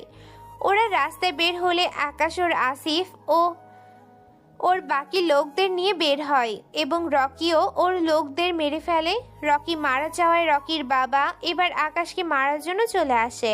আকাশ ও ডেভিলের মুখোমুখি হয়। আকাশ বলে ওঠে, বলেছিলাম না তোকে, এমপি হয়ে তোকে বাঁচতে দিলেও মরতে দিব না। তুই আমার ছেলেকে মেরে ফেললি, আমি তোকে শেষ করে দেব। যে গুলি করতে যাবে আকাশ তার আগে গুলি করে মেরে ফেলে ডেভিলকে মেরে আকাশ আসিফকে নিয়ে চলে আসে বাড়িতে। এইদিকে টিভিতে খবর দেখাচ্ছে আজকে মাফিয়া কিং ও ডেভিলের মধ্যে যুদ্ধ হয়। এতে করে ডেভিল মারা যায়, কিন্তু সবচেয়ে আশ্চর্য ঘটনা হলো যাকে এতদিন সবাই এমপি বলে জানতো সে আসলে মাফিয়া ডেভিল। এইটা দেখে আকাশের আব্বু বলে ওঠে, তার মানে এমপি হচ্ছে মাফিয়া, আর আমি ওর কথা শুনে কত লোকে মারছি। কি করবে আব্বু, কেউ সামনে থেকে ভালো আর ভিতরে ভিতরে কতটা হিংস্র তা তো কেউ বলতে পারে না। কথাটা বলে আসিফের দিকে তাকিয়ে একটা ডেভিল মার্কা হাসি দেয়। এই হাসির মধ্যে এবং এই কাহিনীর ভিতরেই শেষ হলো মাফিয়া কিং এর গল্পটা কেমন হয়েছে তা অবশ্যই জানাবেন এবং লাইক কমেন্ট করে পাশে থাকবেন। ধন্যবাদ সবাইকে। আল্লাহ হাফেজ।